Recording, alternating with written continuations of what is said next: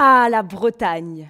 Ses crêperies et son cidre, ses fest-noz, son fameux crachin si caractéristique, ces magnifiques côtes rocheuses où de nombreux Français viennent passer des vacances, une belle promenade de bon matin, sentir le vent frais sur son visage tout en profitant du paysage, des vacances rêvées, non? Mais là, c'est la chute du 5e étage. Des plages vertes, très vertes, pleines d'algues, notamment dans la baie de Saint-Brieuc. Bon, si ce n'est que ça. Des algues, ça se mange, ça sert d'engrais. Mais des plages toxiques pour l'homme? Là, en l'espace d'une minute, je viens de réduire le tourisme annuel en Bretagne de 50%. Bien sûr, mon but n'est pas de vous dégoûter de cette jolie région, où les plus grandes célébrités sont la galette et le beurre salé, mais de vous informer d'un problème environnemental qui persiste. Les algues prolifèrent, la population s'exaspère, mais l'État et les autorités laissent faire.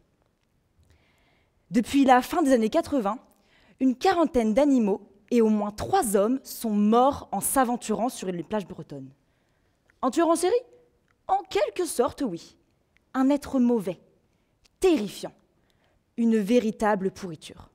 Oui, pourriture. Car on le reconnaît grâce à son odeur d'œuf pourri. Vous ne voyez toujours pas? Allez, réfléchissez. Génial. Je me sens maintenant obligée de vous dévoiler le nom du suspect numéro 1, en tête des listes des commissariats de toute la Bretagne.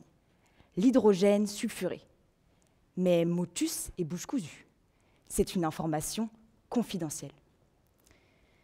Pour débuter avec une explication rationnelle, le sulfure d'hydrogène est un composé chimique de formule H2S constitué de soufre et d'hydrogène.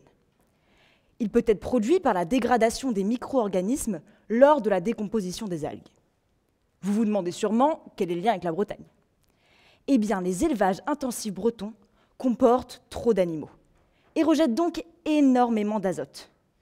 Par exemple, les élevages de porcs impliquent de grands épandages de lisier qui dégagent de grandes quantités d'azote dans la terre, qui va par la suite se transformer en nitrate.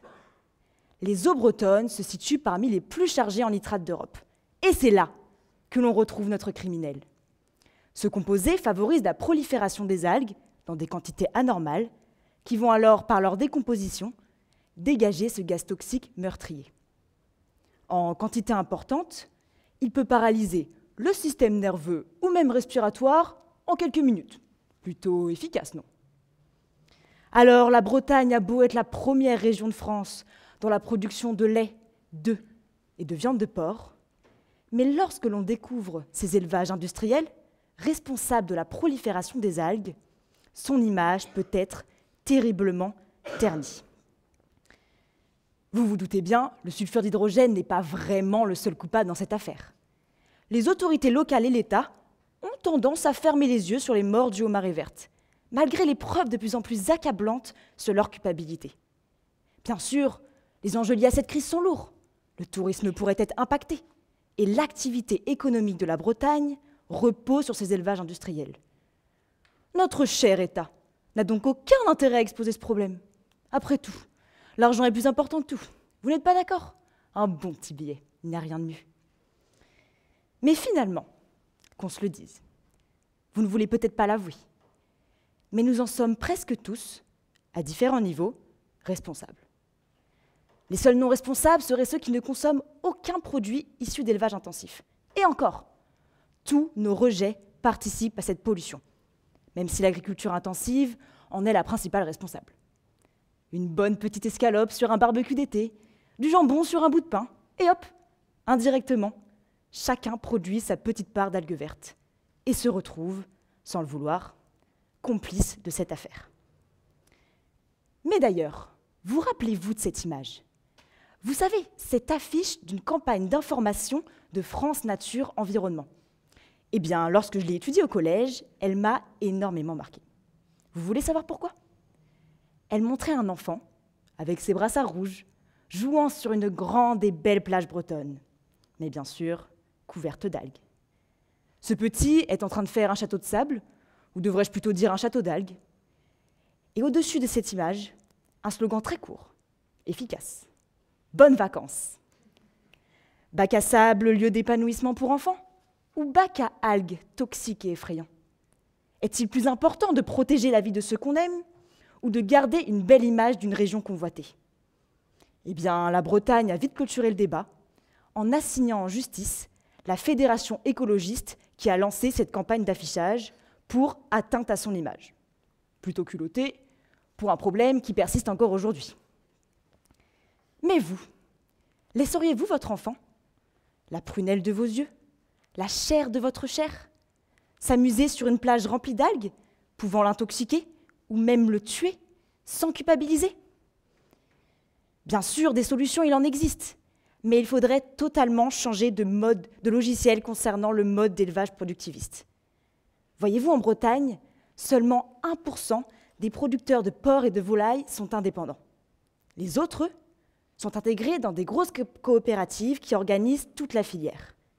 Mais tous ces agriculteurs ne sont en réalité que des ouvriers de ces groupes. Ils ne maîtrisent absolument pas leur outil de travail, sont souvent endettés et donc contraints de produire toujours plus, sans se soucier des conséquences environnementales. Pourtant, de nombreuses initiatives citoyennes et agricoles favorisent une agriculture plus respectueuse de l'environnement. Des projets en agriculture biologique, à taille humaine, avec des élevages en plein air qui correspondent à leurs valeurs, sans trop s'endetter. De plus, en 2010, un plan de lutte contre la prolifération des algues est mis en place. Ramassage des algues pour plus de sécurité, recherche scientifique sur ce phénomène, réduction des fuites d'azote vers les cours d'eau pour prévenir le développement excessif des algues. Mais malheureusement, et malgré le danger, l'encadrement des autorisations d'élevage intensif est très pauvre. Les fermes-usines continuent d'envahir la Bretagne en produisant et produisant toujours plus. Les algues vertes vont donc continuer leur petit bout de chemin et conquérir nos plages bretonnes, entraînant toujours plus de dégâts et plus de morts. Et moi, je garde toujours en tête cette image de ce très jeune enfant sur cette affiche. Et cet enfant, j'aimerais qu'il ne soit pas le mien. Alors, mesdames, messieurs, restez sur vos gardes. Ne dormez surtout pas sur vos deux oreilles, car un assassin nous guette, à nos risques et périls.